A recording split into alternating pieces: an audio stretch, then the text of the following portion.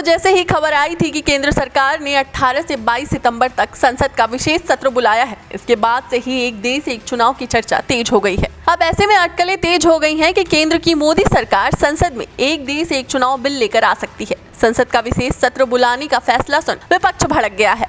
लेकिन यह एक देश एक चुनाव क्या है, इस पर इतना हंगामा क्यों मचा हुआ है और पूरा विपक्ष एक बार फिर से एकजुट क्यों हो गया है, आइए आपको विस्तार से बताते हैं। सीधे तौर पर एक देश एक चुनाव का मतलब है कि देश में होने वाले सारे चुनाव एक साथ होंगे। आजादी के कुछ सालों बाद तक लोकसभा और विधानसभा के चुनाव साथ साथ हुए थे, लेकिन इसके बाद ऐसा नहीं हुआ। बाद में समय से पहले विधानसभा भंग होने और सरकार गिरने के कारण यह परंपरा टूट गई थी। लेकिन इसी बीच आपके मन में ये भी सवाल होगा कि इसे लागू करने के फायदे और नुकसान क्या होंगे। बता दें कि एक देश एक चुनाव की वकालत खुद प्रधानमंत्री नरेंद्र मोदी कई बार कर चुके हैं। इस तरह का बिल संसद में आना है तो इसके पीछे सबसे बड़ा तर्क ये दिया जा रहा है कि इसके चलते करोड़ों रुपए बचाए जाएंगे। आपने कई मौकों पर प्रधानमंत्री नरेंद्र मोदी को वन नेशन वन इलेक्शन के पक्ष में तर्क देते हुए सुना होगा। देश में एक चुनाव बिल लागू होने से हर साल होने वाले चुनावी खर्चों को कम किया जाएगा, भारी धनराशि बच जाएगी। यहाँ आपको इतिहास के पन्नों से बताएं तो 1951 और 52 में लोकसभा चुनाव में 11 करोड़ रुपए खर्च हुए थे,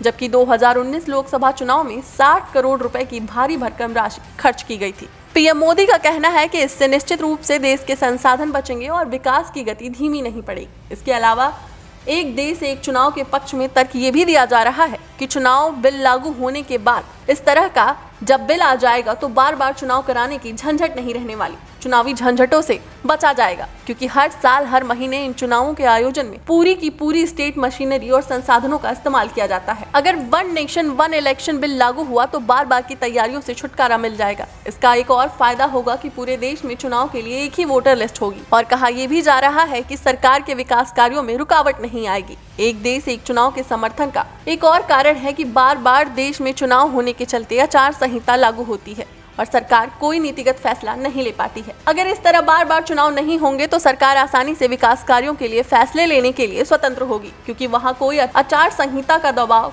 कोई बाध्यता नहीं रहने वाली। आचार संहिता के चलते ही सरकार को विभिन्न योजनाओं को लागू करने में दिक्कत आती है। यकीनन इससे विकास कार्यों में रुकावट भी आती है। अब केंद्र सरकार के एक देश एक चुनाव के पक्ष में एक तर्क ये भी है कि इससे काले धन और भ्रष्टाचार पर रोक लगे। आप सोच रहे होंगे कि कैसे? इसका सीधा सा जवाब है, कुछ चुनाव के दौरान विभिन्न राजनीतिक दलों के उम्मीदवारों पर ब्लैक मनी के इस्तेमाल का आरोप लगता है कि वो अपने हित के लिए चुनावी प्रचार में करोड़ों रुपए के काले धन फूंक रहे हैं। यह तो थी एक देश एक चुनाव के फायदे की बात। अब बात करते हैं नुकसान पर। केंद्र की मोदी सरकार भले ही एक देश एक चुनाव के पक्ष में हो, लेकिन इसका विरोध पूरा विपक्ष अपने आप को मजबूती से खड़ा पाता है। अब ऐसे में कहा जा रहा है कि यह बिल अगर लागू होता है तो इससे केंद्र में बैठी पार्टी को एक तरफा लाभ तो होगा, लेकिन देश के लिए बड़ी मुसीबत है। अगर देश में सत्ता में बैठे किसी पार्टी का सकारात्मक माहौल बना हुआ है तो इससे पूरे देश में एक ही पार्टी का शासन हो सकता है, जो कि बेहद खतरनाक होगा। इसके अलावा जहां विपक्षी गठबंधन इंडिया प्रधानमंत्री मोदी और एनडीए का विजय रथ रोकने के लिए आगे बढ़ रहा है, तो वहीं देश में विधानसभा और लोकसभा के चुनाव हो जाते हैं। यह विपक्ष को काफी नुकसान पहुंचाएगा।